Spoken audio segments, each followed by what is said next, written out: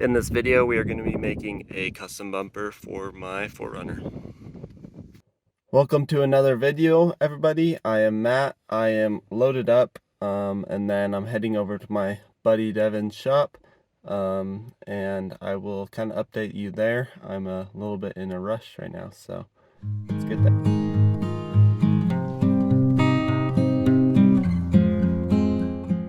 So last thing you saw was us taking this off. I got here and we just got right to work, but this just has a bunch of bolts. I would like to actually reuse this plastic piece, and that actually snaps into here through these holes. So I'd like to redo that, but I also don't want this whole entire skeleton. This thing is actually a lot heavier than it seems like it would be, but I think we're just gonna cut it along here and then keep this top one.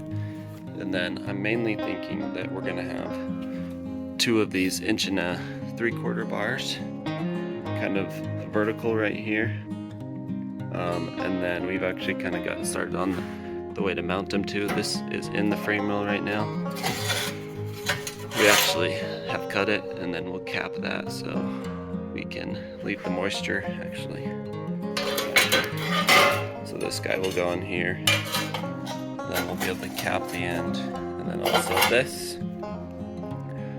So here's the other bar, and that's just kind of our idea. And this is gonna all come out, and we're gonna have the hitch receiver right there, right in the middle, but we're kind of just going with the flow. I also have some of these shackle hangers, shackle mounts that we'll weld on, probably right around here, just so they're the strongest. Alright, I think we'll just do a lot of time lapses and I'll show you some updates. And as I say that, Devin and I just kept working and working, so here's some of that plasma cutting and welding that we were doing. We were just really ticking off jobs that we wanted to do. So for the metal tubing, we actually just used the bandsaw and kind of stopped it halfway, and then angle grinded it to get like a little notch in the round tubing, so then we could put it over the frame rail mounts. As you can see, with a lot of heavy tacks in place, I just finished welded the spots that I could reach, and I did it on the car so that it would not warp. Devin wanted to bust out his high lift jack and see if it was strong enough to hold up the car, and as you can see, the wheels got a little squirrely and they actually came off and shifted the entire car. And then we were both working on the bumper on his welding table. He was grinding, and then I was finishing up the rest of the welds, and then he helped me with the shackle mounts, and he had some round tubing caps that we just threw on, as well as all the other caps for the tubing.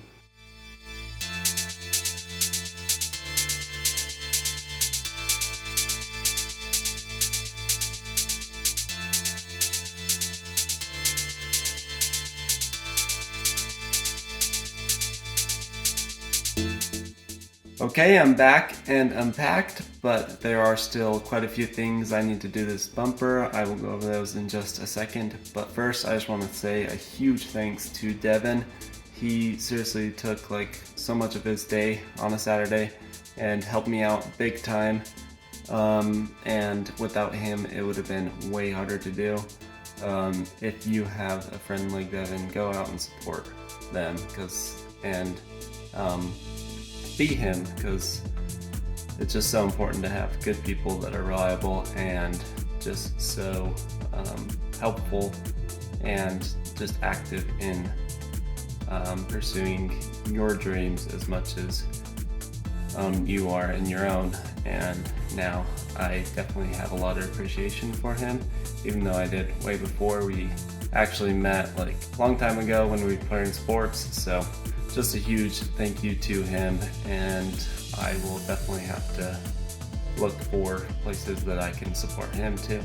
So here's kind of just a closer look at what we have so far. This guy is looking amazing. These guys will all get bolts in them to hold down the plastic. Then it'll be able to clip into here too. These guys are actually just zip tied right now, and I'll have to make a mount down to right here and right here. I'm thinking going off of here. The first bumper and the middle piece was just mounted to the body and not the frame, so this is going to be a lot more rigid than this, so we'll see kind of what happens when we slightly connect both of them. As for bolts, right now I just have some M12 bolts. There's 2 right here, and then there's another hole in the back. Bolts are a lot less susceptible to shear, so this bolt is not going to break as easily by like having a force this way, but it can elongate a lot easier. So these are the new bolts I got. These are grade 8, these are 1/2 inch bolts. I think these ones are 3.5 inches long, so got some locking nuts for those too. And I will throw these in here. And then for hooks, for chains, for trailers, this guy I just kind of mocked up, and I think I'm gonna cut between these bolt holes. So I have a little hole in here, and then just weld it right here, and I've got another one. So I'll have 2 on each side, I think. Let me check the thickness on these real fast. I probably can't do that one-handed. So 0.1875, it's pretty close to there, is 3/16. So I think this is 3/16 steel. It's had this old powder coat, this kind of textured stuff, and I'll have to strip that off to weld it on, and then cut out that hole like I said. Before I get to work, I want to weigh the old stuff real fast to see what kind of weight gains we got. I can already feel this thing is just way lighter than everything we felt. I wanted to retain around what factory is. Factory's 5,000 pounds somehow. I don't think the motor could pull that, and I won't ever go really close to that, but I just want to keep that amount around in there. So I'm going to weigh myself real fast, and then I will pick up the hitch receiver. So we got 176.6. Wow, throwing on the LBs. Okay, and then I'll grab the hitch receiver, measure, and then I'll grab this center section that was here and measure again. This is kind of hard to do. I do have the hardware right here, so I can see. So we got 221. So that hitch receiver weighs around 45 pounds, and then we'll see how much this weighs with me on here. See if I can do this one-handed. I think I'm touching 205.4. So that is about 30 pounds. So I'm gonna just take these bolts off now, weld up these tabs, and then, well, I'm gonna grind them first, and then I think we're good to go.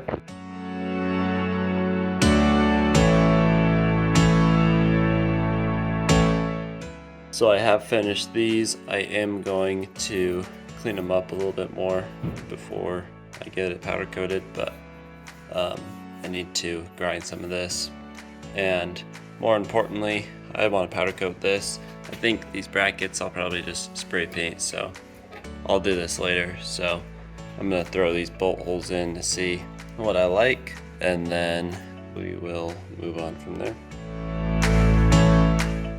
So I actually really disliked that chain mounting system that I was using. It just didn't look very good, so I did swap that out, but I'll throw up a picture of that real fast. But I don't have them up right now. It's actually at powder coat, so we'll have to show you it more in depth when it's powder coated and done here. And for now, we're going to be building the mounts here. Right now I have a piece of cardboard. I'm thinking about just cutting this mount right here, about right there, and then putting something like this cardboard in here. This is pretty bad. Cardboard aided design doesn't work for me. I like computer aided design a lot more. And then I'll do something like this off of that same mount, and then make it rigid. And these are just M8 bolts here, so I can use those and connect some bolts and weld it together. So here's mainly what I got here. This guy will tack on to this bolt. These bolts are just hand tight. But this guy will bolt onto here, and then on, or not bolt, but weld. And then those will connect, and then this guy will go on just right in there. And we have to clean up these surfaces and weld them up, and it looks like it'll leave a pretty good gap here. I do need to fix some rust on this body, but we're looking good. So here's what I have. This thing is like solid. I can almost move the whole car with it, and it's looking good. I did nick my finger. Just be careful with the angle grinder, but I just have tacks right now. I'm actually gonna pull off this whole side. Now both of these guys are off. You can see me in this one. I haven't sanded this one yet. I have sanded this one. You can tell it's way more dull. I was gonna plasti dip, but then just decided that it won't stick to this, and might as well just spray paint it, so it'll be the best. If I'm gonna sand it and plasti dip it, there's no point really. I do want to say, just by the way, that I did get a vise a couple minutes after nicking my finger, just because that's needed. That's hit with 180. I'm going to do it on this, and then on the back of both of them I'm going to just Cosmoline, because there is a bit of rust.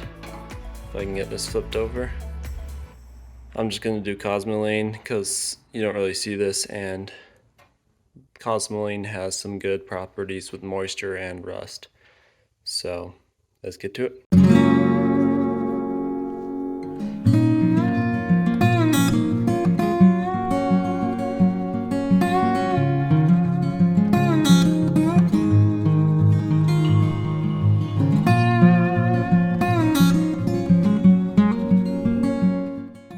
So these guys are completely finished, and I also did some brackets that mount these. They actually look pretty good. They're definitely not perfect. You can see some nubs, and there's a crease right there, but I was sanding right before, so I know they're not going to be perfect, but we can get these guys on and then go pick up the bumper and get everything together. And we've got the bumper back. As you can see, it is looking amazing, but you can see that the sides are not on quite yet. These brackets actually pretty much contact here.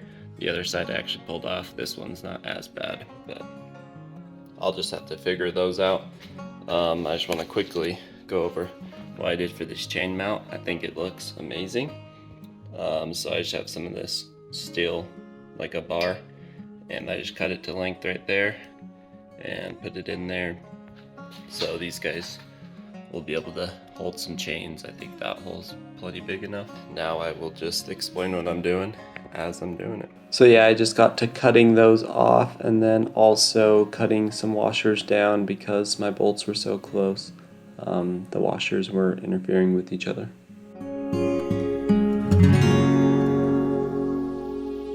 I moved on to unbolting the bumper and then inserting the rib nuts. I did M6. These are to hold on that plastic piece. Alright, let's weigh the new bumper. I'm gonna hop on here again. 171.6 with the bumper. I'm also gonna grab the hardware if I can.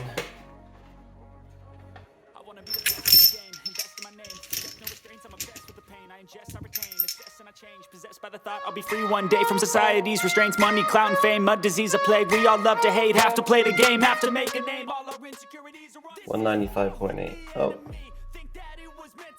206.6. It's getting real close to finishing up time, so I just wanted to mount the plug and then bolt the bumper in with a lot of silicone so that no water could get into the frame rails or the bumper. These side pieces are on now, and they look amazing. On the other side, I actually already put the flare and mud flap on, and I did some M5 rib nuts because they had clips in there instead, but they were quite a bit of a struggle, and my phone died, so I stopped recording. But we're doing good. Before our final shots, a word from our I'm just kidding. Let's get on to the final shots, and then I will talk budget and weight savings, as well as my overall impressions. So we pulled about 75 pounds off with the hitch receiver and the little middle section for the bumper, and then only put on 35 in that new bumper. So we saved, 40 pounds of weight in the rear. As for the cost, I spent around $70 on remnant metal and didn't even use more than half of that. I still have a lot left, and I'm thinking about building some sliders out of those. And then it was about $20 for the shackle mounts, $20 for the weld-on hitch receiver, and then $25 for the bolts and nuts. So all in all, I spent around $145 on this bumper. The paint, I guess, would be probably around $10, but I'm actually cancel that out because I did sell the hitch receiver for $10. I mean, it was super rusty. The metal might have been worth more than that, but I just wanted it gone because it was big and bulky. But that's a really good price. Whereas these rear bumpers for the 3rd gen 4Runners can run around $1,000. They're pretty expensive, and even plus that. So for overall thoughts on the bumper, I absolutely love this thing. I think it looks absolutely freaking awesome. I haven't even used it yet, but the looks are just so amazing, and I know the functionality is going to be really good. I gained a lot of departure angle with how high it is now, so I will probably be looking to make a hitch receiver rear swing out that can hold the spare tire, because the spare tire is now hanging really low, or at least it looks like it. So look forward to that video, but so far I'm in love with this thing and looking forward to using it in the future. As for future stuff, I just made 2 big purchases on my local KSL classifieds, so we'll be getting to the roof and then also the front end, so stay around for that. We are coming up on summer, so I'll be camping a lot more. I think that's all that I have for you. I really appreciate it, and I hope you have a wonderful rest of your day. Okay, see ya.